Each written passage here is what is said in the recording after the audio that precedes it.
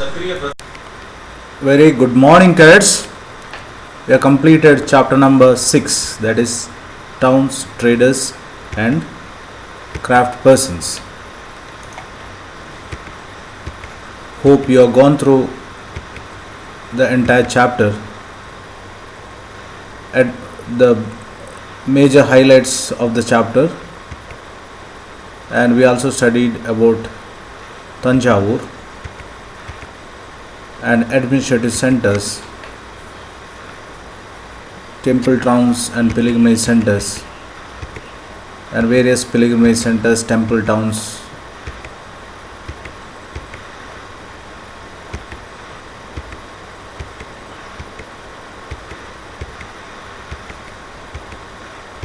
Tiruvannamalai. Then we also studied about small towns and trading centers, traders big and small. In detail we studied about Hampi, Masulipatanam, Surat.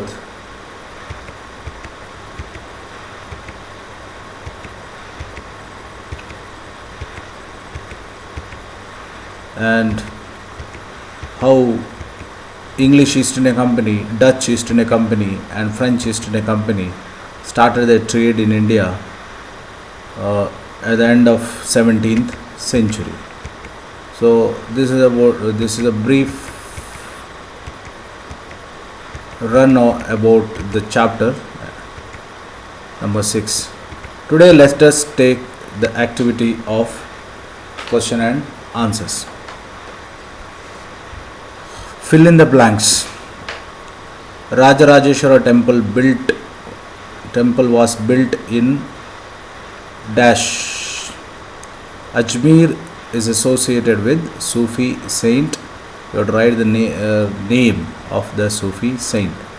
Hampi was the capital of dash empire. Dutch established a settlement at dash part of Andhra Pradesh. Let us check the answer. Rajarajeshwara temple was built in Tanjavur. Rajarajeshwara temple belongs to which kingdom? Chola. Ajmer is associated with Sufi saint Khwaja Moinuddin Chishti. So Khwaja Moinuddin Chishti's Dargah is Ajmer. Is also famous for Pushkar Mela. Hampi was the capital of Vijayanagara dynasty. The glorious capital Hampi was considered as most wealthy capital of which dynasty? Vijayanagara dynasty. Please write down the answers. Dutch established a settlement at Masulipatanam in Andhra Pradesh. So French established their East India Company in which place? That is in Pondicherry. Portuguese established their East India Company in Goa. And English established their company initially in Surat. Later they shifted their trade to Bengal Presidency, Bombay Presidency and Madras Presidency. Okay.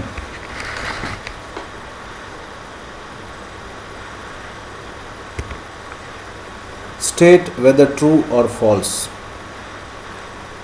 We know the name of architects of Rajarajeshwara temple from inscription.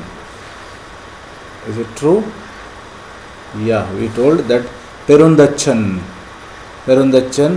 inscribed his name, written his name on the walls of the temple. That was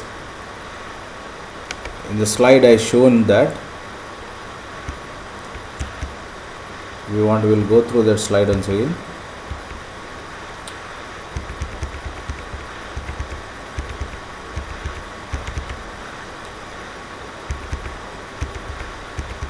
That is when we speak. That is about Tanjavur. Okay.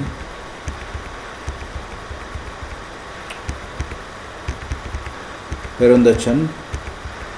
The word Perundachana is written in textbook.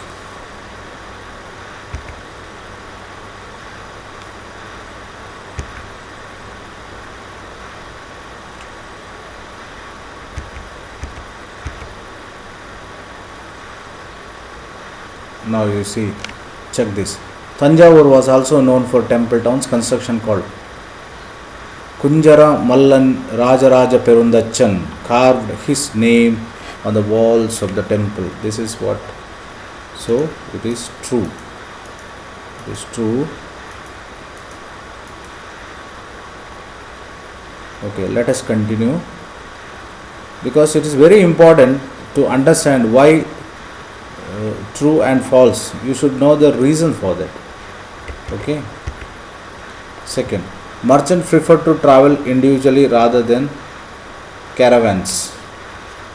It is false, because caravans are generally considered good for the safety of merchants, because they are generally escorted by few people. When they are escorted, it is always better. So the statement is false.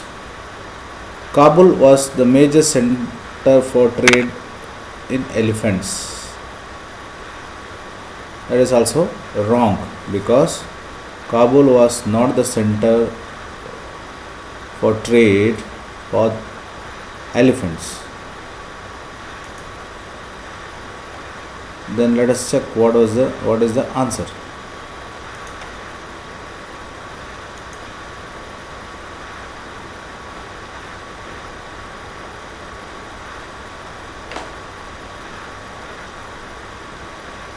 Kabul.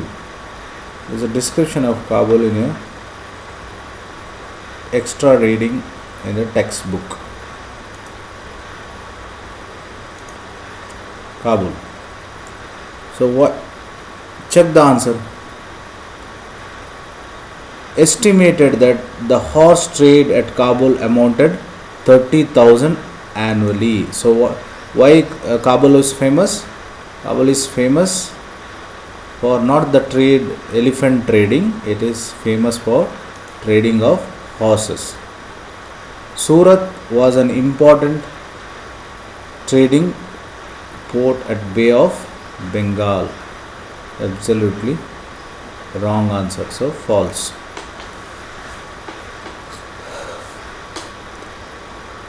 Next question. How was water supplied to the city of Tanjavur? This question is repeated even in the chapter number 2. We studied about the irrigation during the time of Chola kingdom. So write down that answer in detail. We also studied about construction of dams during the time of Chola period. So water was supplied to the city of Tanjavur from the wells, tanks and reservoirs. Question number 4. Who lived in black towns in cities of Madras? Black towns. Who lived in black towns? Merchants, artisans, weavers, traders, craftspersons lived in black towns. Okay, so this is also there in my PowerPoint presentation.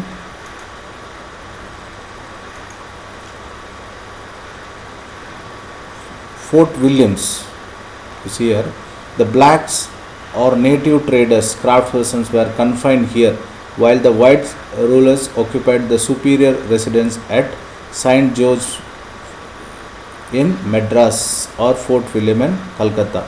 So who lived in the black town? They were the native merchants, carpenters, weavers, traders. They all lived in the black towns in cities such as Madras. Question number 5. Why do you think towns grew around the temple?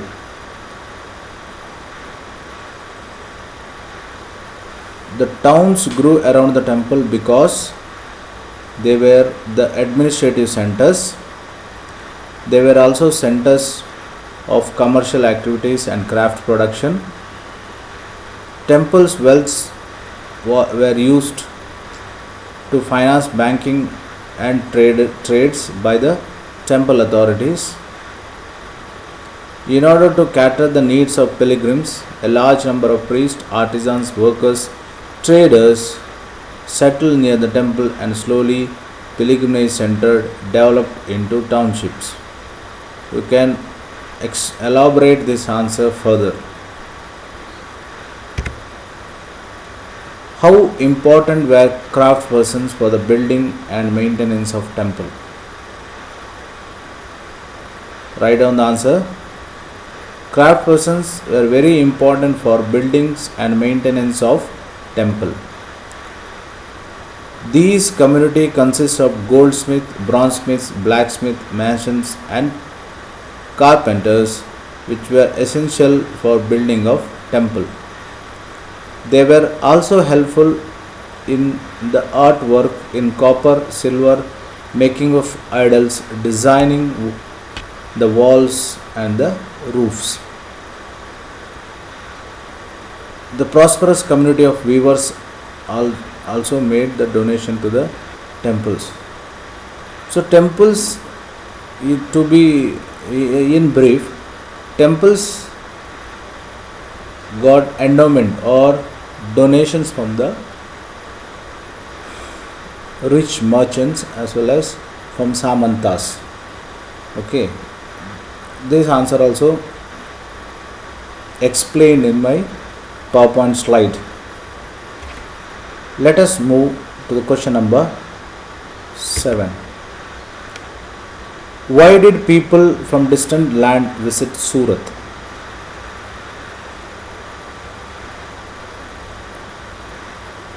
What is the question asked from you? That is, why Surat was a major trading center?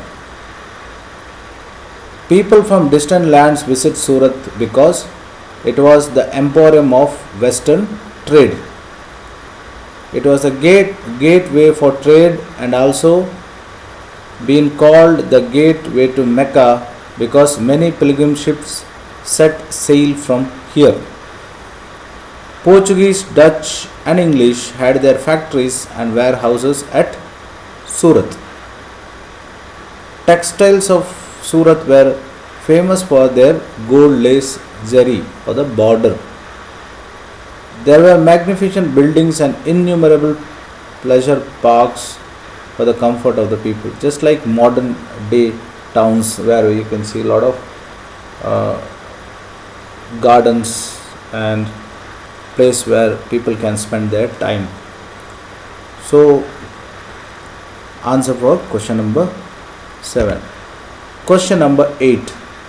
In what way was the craft products in cities like Calcutta different from cities like Tanjore?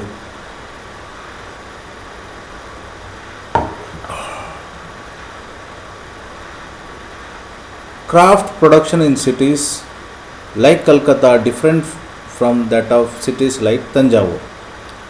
Craft persons in Tanjore were independent while in Calcutta they were in the hands of Europeans. In Tanjore, crafts were developed on interest and they were creative and specialized, while Calcutta craft persons began to work on a system of advances. They were having liberty to sell their own made crafts and textiles, while here they no longer had a liberty of selling their own crafts. In Calcutta, they had to produce design supplied to them by the company agents. They now had to move into black towns established by the European companies within the new cities.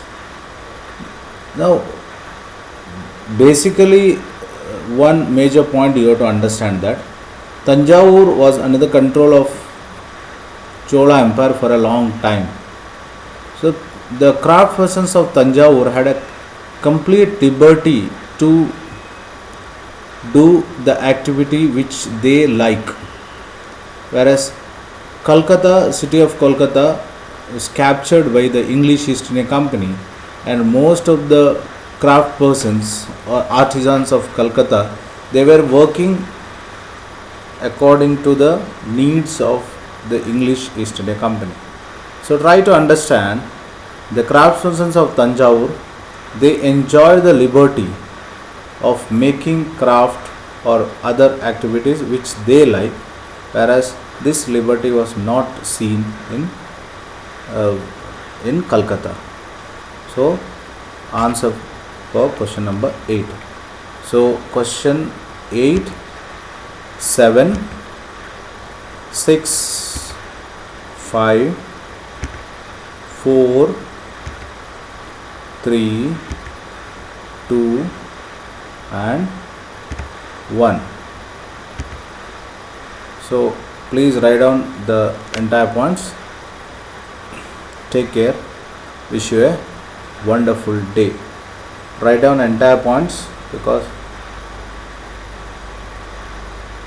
at any time I may ask you to post the pictures related to your notes. Thank you. Wish you a wonderful day. Thank you very much.